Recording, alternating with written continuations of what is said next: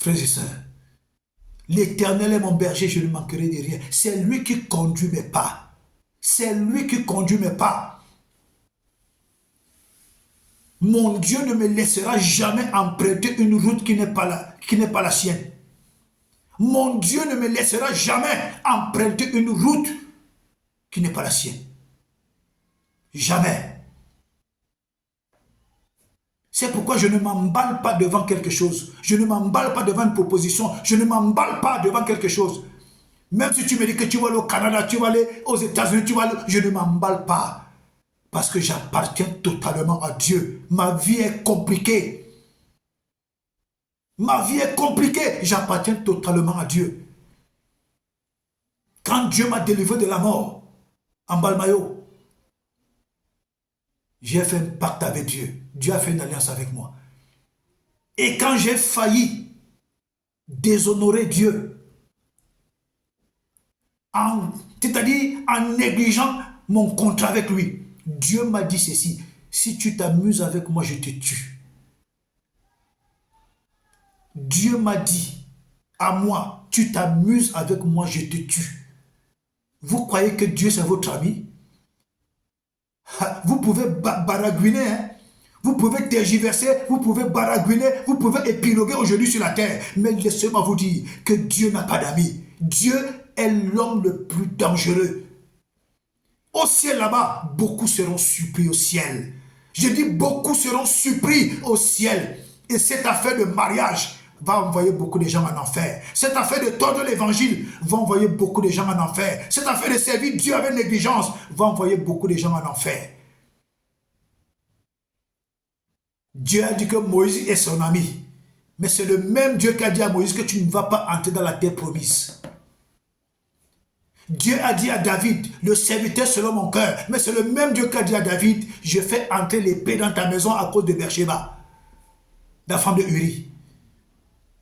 Les frères ont commencé à coucher les sœurs, les frères ont commencé à se tuer. C'est le même Dieu, il n'a pas d'amis.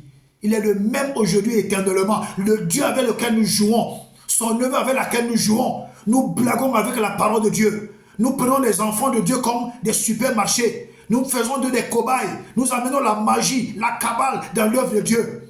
Je vous dis que le jugement sera terrible. Ça sera la surprise au ciel. Des bishops, des archibishops, des archibishops, des femmes de pasteurs, les femmes prophètes, les femmes évêques, les enfants de Dieu, les chrétiens. Laissez-moi vous dire, beaucoup vont se retrouver en enfer. L'enfer, vous serez surpris. Les gens vous disent que quand tu as donné ta vie à Jésus, tu as déjà la vie éternelle.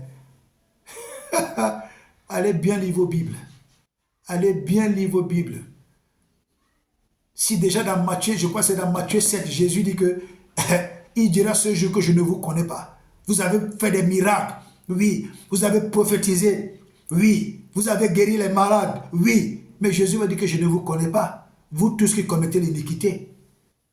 Donc le péché avec lequel tu t'entretiens là, l'adultère avec lequel tu te consoles, l'impudicité dans laquelle tu te consoles là, le mensonge avec lequel tu prends la parole de Dieu, tu tords, la magie que tu as menée dans l'église du Seigneur, laisse-moi te dire, l'enfer, tu es déjà dedans. Tu es déjà dedans. La seule chose avec laquelle je ne peux pas blaguer, c'est l'œuvre de Dieu. La deuxième chose avec laquelle je ne peux pas blaguer, c'est mon mariage.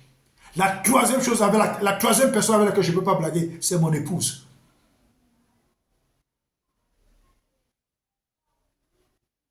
Tu viens me chercher dans ce couloir-là. Parce que Dieu connaît mon cœur par rapport à ça. Dieu va te tuer.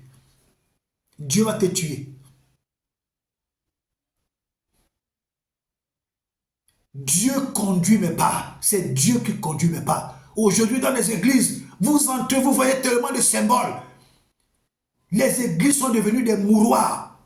Des endroits où on dépouille mystiquement des chrétiens. Des endroits où on suce les énergies des chrétiens. Les endroits où on trafique les énergies des chrétiens. Des endroits où les chrétiens sont des cobayes d'expérimentation.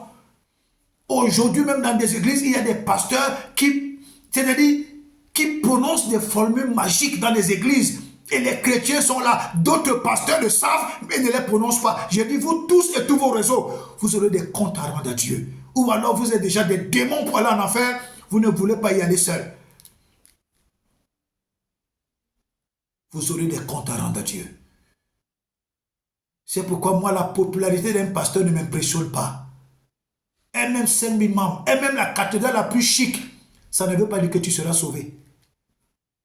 Et 10 000 membres, voyage même dans le monde, soit l'archibishop qui consacre tous les hommes de Dieu, mais ça ne veut pas dire que tu seras sauvé. Aujourd'hui, les gens se retrouvent dans des réseaux.